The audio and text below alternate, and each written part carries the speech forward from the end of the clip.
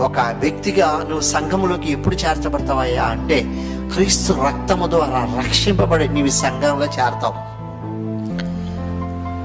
అంటే ఒక అమూల్యమైనటువంటి రక్తము చేత నువ్వు విమోచించబడి నీ పాపములు ఒప్పుకొని నీవు పరిశుద్ధుడిగా జీవించడానికి ఈ సంఘములో నువ్వు కొనసాగుతూ ఉంటావు పిల్లరా.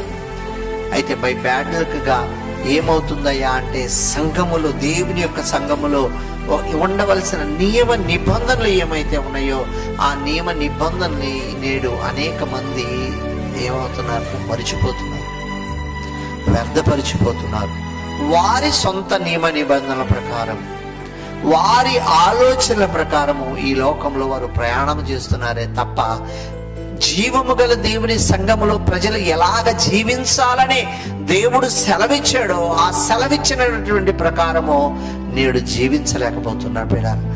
దేవుని వాక్యము మనకు చెబుతున్నప్పుడు ఆ వాక్య ప్రకారము మనము జీవించిన వారిమైతే ఏమవుతామయ్యా అంటే, ఇబ్బందికరమైనటువంటి పరిస్థితిని ఎదుర్కొంటాం. నువ్వు ఈ సంఘంలో చేర్చబడ్డావు అంటే ఆయన రాజ్యంలో చేర్చబడ్డావు.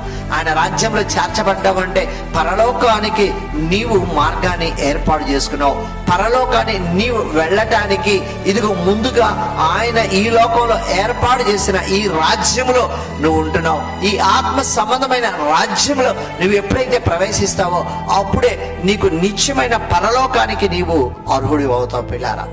కాబట్టి జీవం గల ఈ దేవుని సంఘములో మనం ఎలా ఉండాలి అంటే, దేవుని బిడ్డలు దేవుని చెప్పిన లక్షణాలని తప్పనిసరిగా పొందుకొని వాటి ప్రకారము జీవించే వారిమై ఉండాలి తప్ప మన ఇష్టానుసారంగా జీవించే వారిగా మనము ఉండకూడదు పిల్లారా.